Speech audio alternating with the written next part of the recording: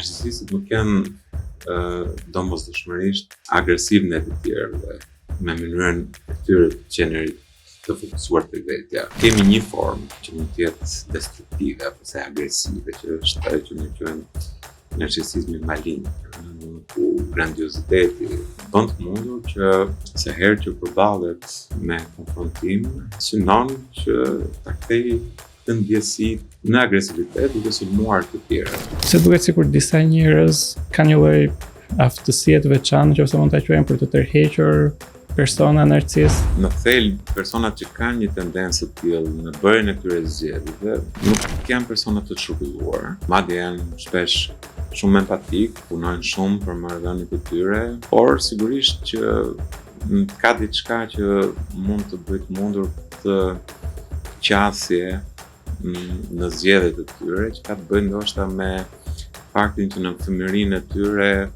kanë shërbyer ata si pasqyrë ku shihen prindët e tyre, dhe jo prindit si pasqyrë ku fëmia shikohet dhe vlerëson veten e vet. Duket sikur fjala narcisist po përdoret gjithmonë më shpesh dhe është kthyer një lloj etikete fast food, nëse mund të referohem dhe një shkrimi tuaj të pak kohëve më parë. Por para se të flasim për abuzimin që bëjmë me këtë term, do doja të ndaleshim pak për të kuptuar më mirë cili është dallimi midis narcisizmit dhe çrregullimit të personalitetit narcistik. Narcisizmi është mënyra se si ne mësojmë të duam veten, ndërkohë që çrregullimi i personalitetit narcistik ka të bëjë me një mbrojtje të fortë që disa persona mbeshin, kur ata ndjejnë që nuk arrin të përballojnë dot anktin e ekspozimit përpara botës, përpara marrëdhënieve, përpara situatave që vlerësojnë ato. Pra është një dallim thelbësor të thoja. Pra narcisizmi si fjalë e pashoqëruar me çrregullimin është diçka pozitive që gjithë ne normalisht e kemi në të përditshmën tonë. Të gjithë na pëlqejnë të vlerësohemi mirë, të gjithë pëlqejmë të jemi të suksesshëm, të gjithë pëlqejnë që të marrim një titull, një vlerësim, një notë të mirë, të arrijmë sukses në sport apo në arte. Të gjithë na pëlqen që të kemi sukses në marrëdhënie, në dashuri, dhe të jemi të pëlqyeshëm në marrëdhëniet tona të përditshme. Dhe ky është narcisizmi i shëndetshëm, do thoja. Ndërkohë që çrregullimi i personalitetit narcistik krijon një disfunksion të rëndësishëm qoftë për personin, por qoftë mund të dëmtojë ose mund të influencojë marrëdhëniet e rëndësishme të këtij personi. Në dy mënyra kryesore të ndryshme. Narcisistët nuk janë domosdoshmërisht agresiv në të tjerëve, me mënyrën e tyre të qenerit të fokusuar tek vetja. Kemi një formë që mund të jetë destruktive apo agresive, që është ajo që ne quajmë narcisizmi malign, ku grandioziteti, pra një vlerësim sipëror mbi veten të pambështetur në argumente konkrete, në arritje konkrete, po një bindje e vetë personit bën të mundur që se herë që përballet me konfrontim, në kundërshtim, me një vlerësim që nuk shkon përshtat këtij mendimit grandioz që ka personi për veten, synon që ta kthejë të ndjesi të pamundur për të duruar nga personi që rregullon çrregullimin e personalitetit narcistik në agresivitet, duke sulmuar të tjerët, duke sulmuar tjetrin, duke sulmuar në forma nga më të ndryshmet, duke e ulur, duke e zhvlerësuar, dhe ndonjëherë në mënyra më persistente, duke zhdukur gradualisht vetëvlerësimin apo mënyrën se si tjetri i qaset një situate apo marrëdhënies që ka me personin që ka një problem të çrregullimit të personalitetit narcisistik. Një grup tjetër personash që vuajnë në çrregullimin e personalitetit narcisistik janë persona të cilët janë pasiv ose në pamje të parë pasiv, pasi nuk veprojnë ndaj të tjerëve, por kryesisht janë autodestruktiv. Pra, pamundësia e tyre për të marrë atë vlerësimin për cilën ato kanë nevojë i bën ata të fillojnë edhe ta zhvlerësojnë veten e tyre në një nivel ekstrem që shkakton vuajtje. Pra, nga një nevojë për të qenë të dashur, të vlerësuar, të pëlqyer në marrëdhëniet e tyre, kur nuk e marrin këtë, i kthehen vetes me një agresivitet të tillë, duke anihiluar, duke zhdukur pothuajse çdo vlerësim që ata mund të kenë për veten dhe çdo vlerë që ata në vërtet e disponojnë. A shfaqet narcisizmi në mënyrë të qartë apo ndodh që ta ngatrojmë dhe me gjendje të tjera? Ndonjëherë ky problem mund të shpjegoj pikërisht edhe këtë përdorimin pa dogan, nëse mund të flasim në një gjuhë të përditshme të këtij termini, sepse shpesh herë njerëzit e kanë mësuar tashmë të vendosin këtë etiketë edhe ndaj personave të tjerë të cilët nuk karakterizohen nga tipare të çrregullimit të personalitetit narcisistik, por që mund të jenë në peshën e një depresioni të thellë apo të një gjendje ankthi, apo mund të jenë në situata të vështira në jetën e tyre dhe mund të mos kushtojnë aq shumë vëmendje marrëdhënies momentalisht apo një situate për cilën ato mund të etiketohen si narcisistik. Kështu që njohja apo këmbgulja për të kuptuar çfarë po ndodh me personin mund ta shmangi këtë etiketim. Çështja është që njerëzit kanë filluar të jenë disi të paduruar për të kuptuar veten në një marrëdhënie me një person tjetër që momentalisht mund të krijojë një situatë dhe rrjedhimisht dhe tjetrin.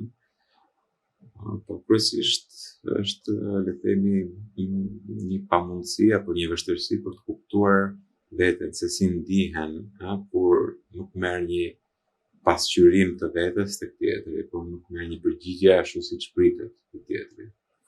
Dhe kjo bën të mundur edhe ndoshta një pjesë të përgjegjësisë së shtimit të kësaj etikete që përdoret në një mënyrë të pa përshtatshme. Çfarë mendoni se e shkakton këtë padurim që kemi sot, domethënë ndoshta një lloj padurimi në rritje për jeta në përgjithësi ka një ndryshim të rëndësishëm, sidomos në 2 dekadat e fundit.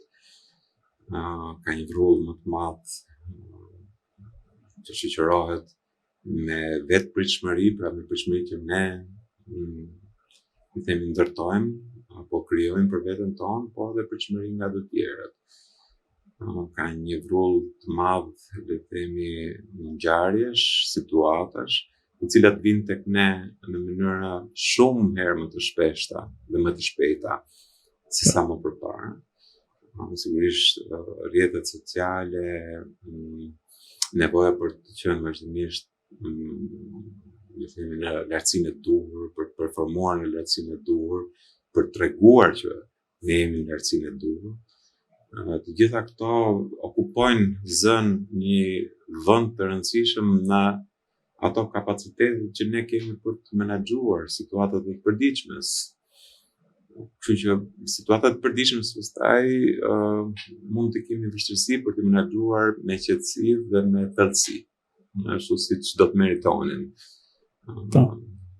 Dhe rrjedhimisht mund të zgjedhim shortcuts apo rrugë të shkurtra. Dhe etiketimet në përgjithësi janë rrugë të shkurtra, cilat kanë pasoja, të thoya. për marrëdhënie. Ekziston një lloj besimi popullor që njerëzit që janë narcisist nuk janë në gjendje të dyshojnë tek vetja ose nuk janë në gjendje të kenë konflikte të brendshme. Sa e saktë është kjo nga ana klinike? Do thoya që nuk është e saktë nga ana klinike, por ka një gjysmë të vërtetë. Pra, njerëzit që vuajnë nga një çukullim i personalitetit narcistik, po e theksoj vazhdimisht, çukullimi i personalitetit narcistik, jo narcistik. Nuk është se nuk dyshojnë te vetja, por nuk dyshojnë siç bëjnë të tjerët, do themi ato që nuk vuajnë nga ky çukullim, ato që nuk i kanë këtë çukullim. Pra, nuk dyshojnë me një lloj frike, me cilën pastaj ne mund të merremi dhe mund ta vëmë atë në funksion të ndryshimit. Mënyra se si këto persona dyshojnë për veten e tyre është një dyshim ekzistencial. Pra, a kam më vlerë unë, a jam më i pëlqyer unë? Pra, është kjo më. Pra, në një farë mënyrë është një lidhës në një fjali, po për brendësinë shërben si një ndarje e fuqishme midis të pasurit dhe të mos pasurit në vlerë. Kjo bën të mundur pastaj edhe këto reagimet mbrojtëse kaq të fuqishme që shpjegova më përpara, ku personi që vuan në një çukullim i personalitetit narcistik zgjedh ose vendos ose nuk është një vendim i mirëfillt, por ka tendencën që në këtë moment të ndjen këtë rrezik ekzistencial të anihiloj, të zhduk, të zvogloj tjetrin që ka konfrontuar në mënyrë që të ngelet me përfundimin që po unë vlej dhe madje vlej shumë më tepër se sa ai tjetri. Ose t'i japi përgjigjen që jo, nuk vlej më dhe nuk vlej fare. Ka një mënyrë bardhëzi të parit të vetes. A vinë ata në terapi se e njohin vetes këtë problem, apo se shohin që diçka jashtë tyre nuk funksionon më siç ka funksionuar deri atëherë, ndoshta në lidhje me marrëdhëniet ose në shoqëri? Do thoya që personat që vuajnë nga çukullimi i personalitetit narcistik mund të kenë rezistenca të forta për të ardhur për të kërkuar ndihmë. Vinë më shpesh ata që për shkak të zvoglimit ekstrem të vetes fillojnë edhe vuajnë nga kjo gjë. Mund të vinë dhe persona të cilët themi kanë një pamje grandioze mbi veten, sigurisht. Por zakonisht nuk vinë për shkak të pasigurisë që ndjen ndaj vetes, por kryesisht për shkak të asaj që marrin nga pasqyrat në cilën ato shihen, nga marrëdhëniet që prishen, që ngatërrohen dhe që pushojnë si pasqyruari më të njëjtin imazh në cilën ato kanë identifikuar veten më përpara. Pra, humbasin diçka. Dhe vinë për të folur pikërisht për të gjë që kanë humbur dhe për përgjegjësinë e tjerëve për këtë humbje. Po kjo është një hapësirë e rëndësishme që krijohet në një marrëdhënie terapeutike, pasi mund të fillohet punohet pikërisht për të përcaktuar, do të thoya përgjegjësitë, për të përcaktuar mënyrën se si e gjitha kjo ka ndodhur. Sigurisht që jo në të gjitha rastet mund të arrihet, se psikoterapitë, sidomos psikoterapia të cilën unë ushtroj që është psikoanalitike, është konfrontuese në një farë mënyrë.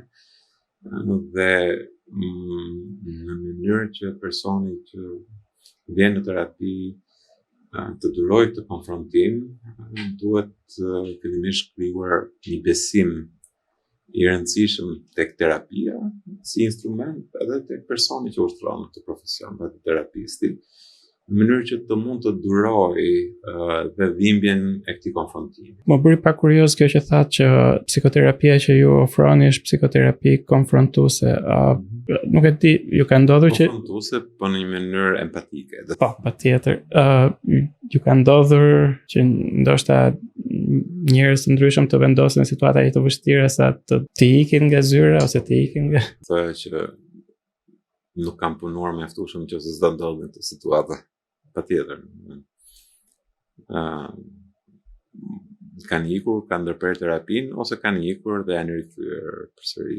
Në lidhje me marrëdhëniet, janë nga aspektet që preken më shumë nga narcisizmi. Jam kurioz pse duket sikur disa njerëz kanë një lloj aftësie të veçantë, nëse mund ta quajmë, për të tërhequr persona narcis. Mendoj që kjo është një pyetje delikate, do thoya, dhe duhet sqaruar mirë pasi mund të përmbaj një lloj fajsimi një pyetje të tillë ndaj personave të cilët gjenden shpesh në marrëdhënie me persona me probleme të narcisizmit patologjik, do thoya. Unë mendoj që në thelb personat që kanë një tendencë të tillë në bërjen e këtyre zgjedhjeve nuk janë persona të çrregulluar. Madje janë shpesh shumë empatik, punojnë shumë për marrëdhëniet e tyre, por sigurisht që ka diçka që mund të bëjë të mundur të qasje në zgjedhjet e tyre, që ka të bëjë ndoshta me faktin që në fëmijërinë e tyre kanë shërbyer ata si pasqyrë ku shihen prindët e tyre dhe jo prindit si pasqyrë ku fëmia shikohet dhe vlerëson veten e vet. Pra i është dashur, le të themi, të ndreqen figura të rëndësishme, pra një rol i përmbysur, do thoja unë, gjatë rritjes dhe zhvillimit. Dhe kjo mund të krijojë një tendencë për të ndrequr të tjerët, dhe që mund të prodhojë dhe ngulje shumë komfort për të vazhduar deri në një pikë ku pamundësia për të ndrequr të marrëdhënien mund të jetë dëmtuese edhe për ta. Ndërkohë, për të kthyer pak sërish edhe tek shkrimi juaj, ju shprehni që etiketimi i dikujt si narcis shpesh shërben për ta mbyllur bisedën ose debatin dhe jo për ta kuptuar tjetrin. Dhe duhet ju pyes çfarë pushteti jep ky etiketim personit që e përdor, që e quan dikë tjetër vazhdimisht narcis. Po, në fakt i jep një pushtet të menjëhershëm, ndoshta jo afatgjat, dhe ky është problemi sepse në këtë moment ky pushtet bën të mundur mbylljen e marrëdhënies ose mbylljen e diskutimit dhe heqjen e mundësisë për të kuptuar atë që ka ndodhur dhe heqjen e mundësisë së vetë personit që përdor këtë etiketë për të kuptuar se si është ndjerë dhe çfarë ka bërë atë të ndihet ashtu brenda kësaj marrëdhënie ose brenda një ngjarje të caktuar. Nëse do përpiqesha të thoja se çfarë dëme shkakton një etiketim i tillë, janë dëme në 3 nivele. Sigurisht që etiketimi e kthen tjetrin nga një subjekt në një diagnozë. Dhe sigurisht që kjo ndikon në marrëdhënie, ndikon tek tjetri. Problematika e dytë është, themi, mbyllja e marrëdhënies, ndalimi i marrëdhënies në atë moment që vendoset kjo diagnozë apo kjo etiketë. Dhe problematika e tretë ka të bëjë me mbylljen edhe të mundësisë së personit që e përdor këtë etiketë për të kuptuar se çfarë ka ndodhur dhe si është ndjerë ai vet në këtë situatë dhe pse është ndjerë ashtu siç është ndjerë. Po. Zakonisht në terapi njerëz të cilët vinë dhe etiketojnë në terapi e sipër partnerët e tyre, shokët, shoqet, nuk e di, prindrit, e sjellin këtë lloj problematike dhe ne punojmë në këto 3 nivele zakonisht për të bërë të mundur jo domosdoshmërisht rehabilitimin e marrëdhënies apo të personit të etiketuar, por punojmë me personin në mënyrë që të rikrijoj mundësinë brenda vetes që të kuptoj se çfarë ka bërë të ndjetë ashtu dhe çfarë ka bërë të nxitoj për të vënë këtë etiketë. Sigurisht është një punë metikuloze, do thoya unë, dhe mund të marrë kohë dhe energji. Do thoshit që përdorimi i gjuhës psikologjike ka zvendësuar në një farë mënyrë gjuhën politike dhe morale në sidomos në konflikte? Po, në shumë raste po, do thoya unë, dhe mandej mendoj që është problem kjo gjë. Po.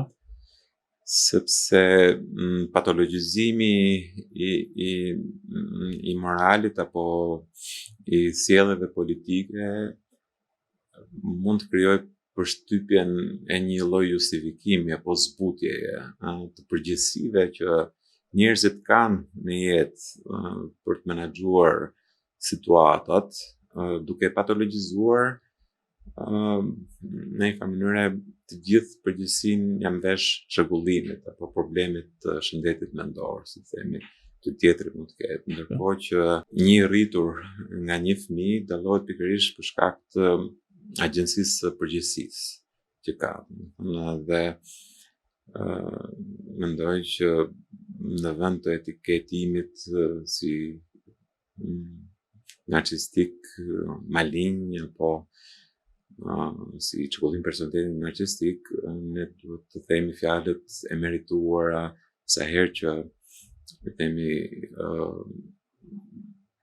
na lipset të bëjmë vlerësime morale apo politike mbi ngjarje të caktuara. Në fakt, duhet ju pyes edhe për një ngjarje të kohëve të fundit, ndoshta nuk lidhet plotësisht me narcizmin, po mbasi lidhet pjesërisht dhe ka të bëjë me skandalin Epstein. Sigurisht është një çështje shumë komplekse, përfshin ndoshta spionazh, geopolitik dhe shumë gjëra të tjera, po jam kurioz për njerëzit e përfshirë në të, për njerëzit e pushtetshëm dhe të pasur të përfshirë në të. Ka diçka që i bën njerëz të cilët kanë lindur dhe janë rritur, po themi, në familje të pushtetshme, të pasura, që i shtyn drejt sjelljes ndoshta pak më jo deviante.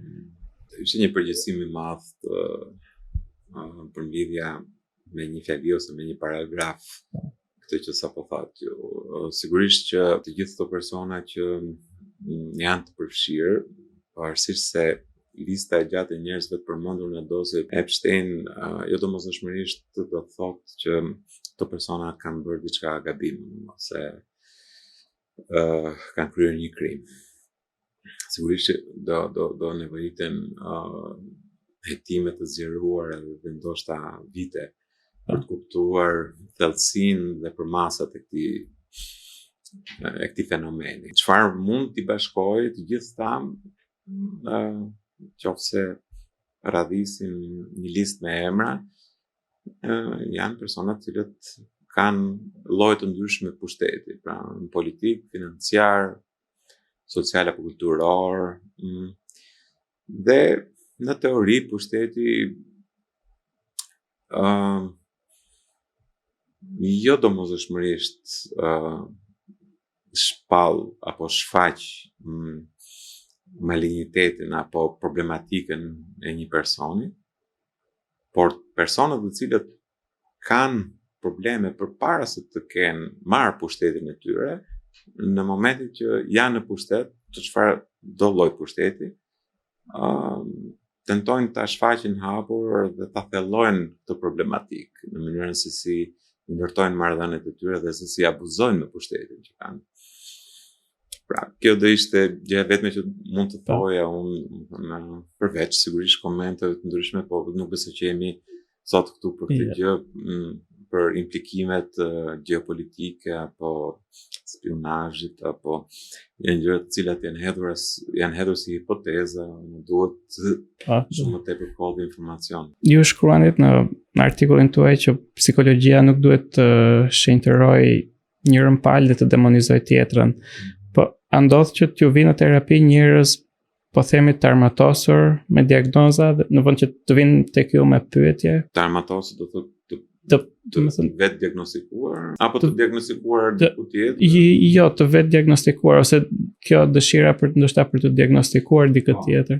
Sigurisht që vinë, qoftë dëshira për të diagnostikuar dikë tjetër, donë e thash pak më parë, le të themi që mund të shërbej vështirësisë ose pamundësisë që njerëzit mund të ndjejnë për të thelluar tek vetja e tyre dhe tek përgjegjësia e tyre në marrëdhëniet me personat që etiketojnë. Nga ana tjetër, shpesh personat vinë edhe me një nevojë për të pasur një diagnozë.